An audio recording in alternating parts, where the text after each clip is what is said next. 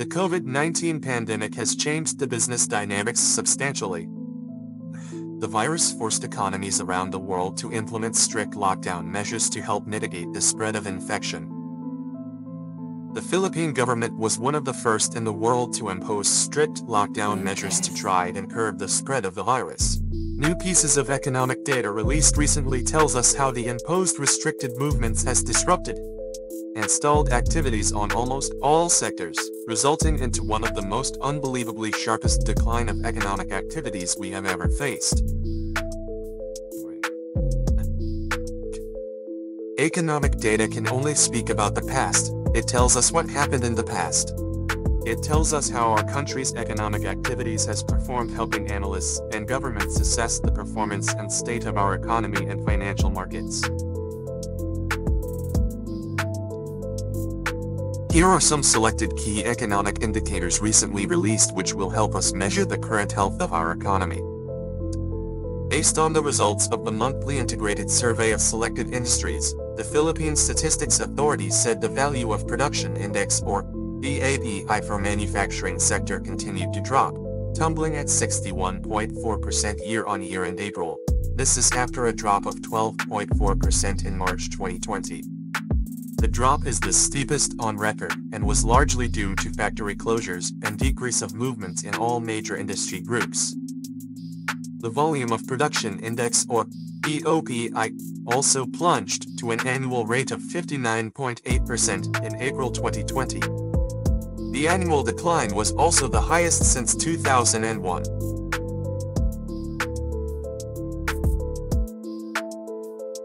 Value of Net Sales Index, VANSI, likewise decelerated at a faster rate of 68.5% in April 2020 as compared to the annual decline of 15.8% in the previous month. Except for tobacco products, all other industry groups decline. The volume of Net Sales Index, VONSI, on a year-on-year basis, registered an abrupt decrease in annual rate with 67.2% in April 2020.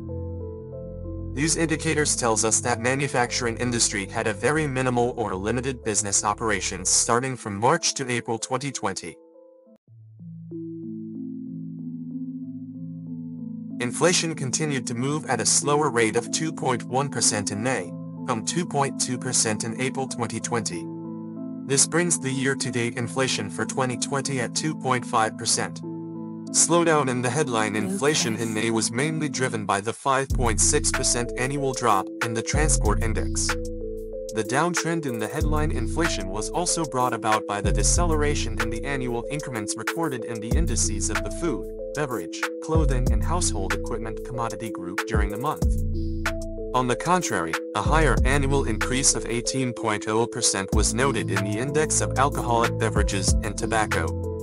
This chart tells us we are experiencing slowing inflation and decreasing price since the crisis started at February 2020. The unemployment rate in the Philippines jumped to 17.7% in the June quarter 2020 from 5.1% in the same quarter a year earlier. This was the highest jobless rate on record, amid ongoing coronavirus outbreak that led to an economic shutdown in the country.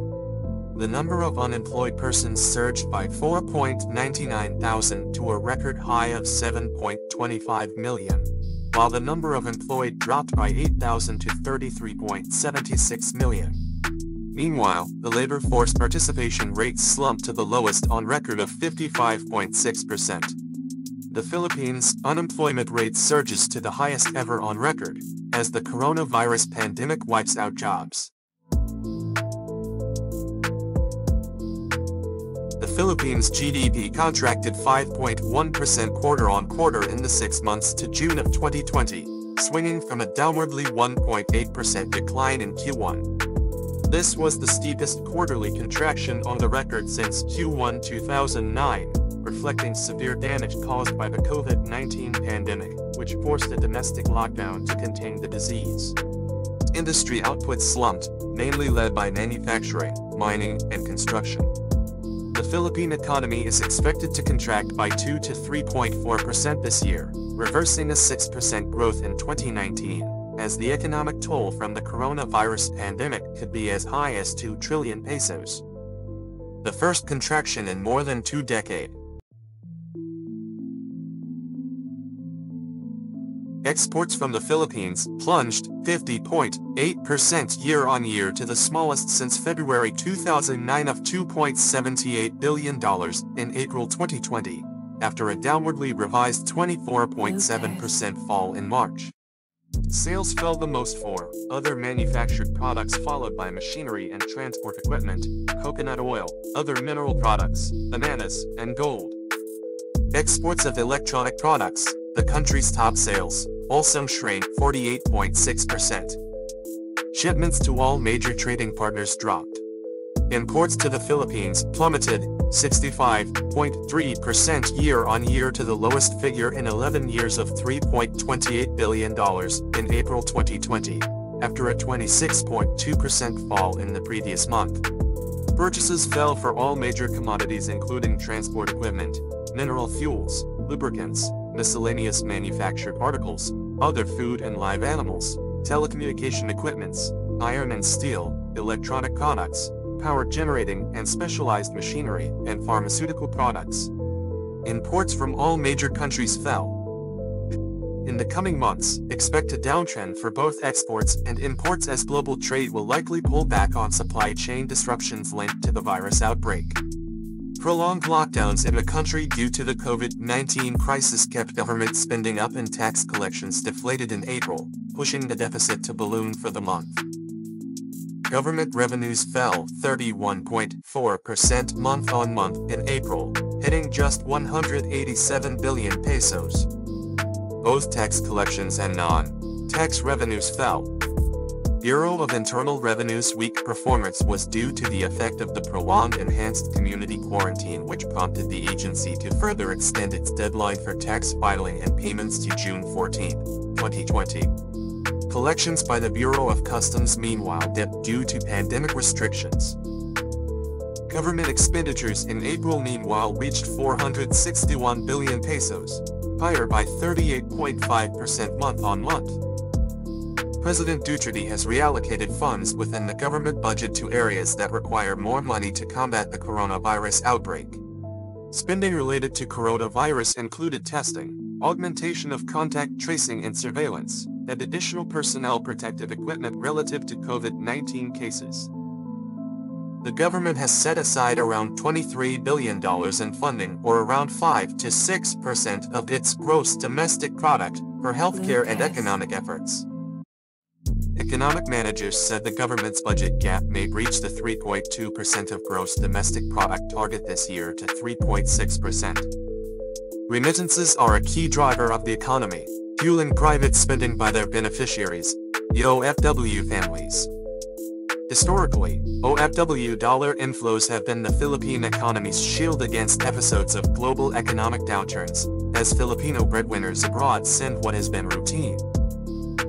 Year-on-year growth in remittances to the Philippines for January and February 2020 was 4.8% and 4.4%, respectively, suggesting little slowdown. However, the decline was more significant in March as personal remittances from overseas Filipinos amounted to $2.65 billion, down by 4.5% from the recorded amount in March 2019. Marking the first time that the impact of the coronavirus pandemic was manifested in monthly remittances, a key pillar of the Philippine economy.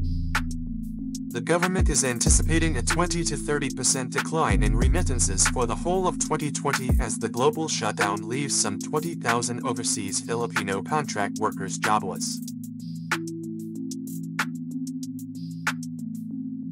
Business outlook on the Philippine economy weakened in the first quarter of 2020, as the overall confidence index based on the Business Expectation Survey plummeted to 22.3% from 40.2% in the preceding 3 months after firms with pessimistic sentiment outnumbered the optimists. The pessimism was prevalent across all sectors, especially among industry firms.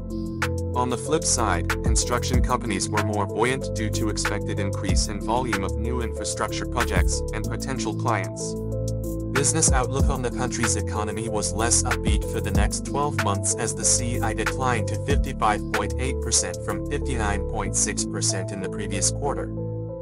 The less optimistic outlook of the respondents for the next 12 months was attributed to expectations of unfavorable effects of the virus outbreak.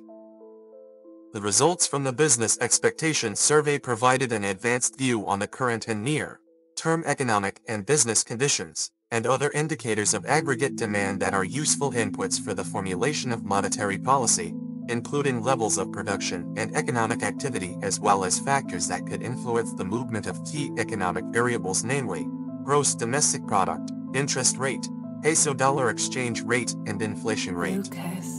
All of these macroeconomic figures provide vital data which serves as key financial market indicators of how our economy is being impacted with the COVID-19 crisis. However, there is one economic data that can tell us about the future. Stay tuned for our next episode when we look at the economic data which could provide us hints on how fast we can get out of this economic slump and the prospects our economy will face in the future.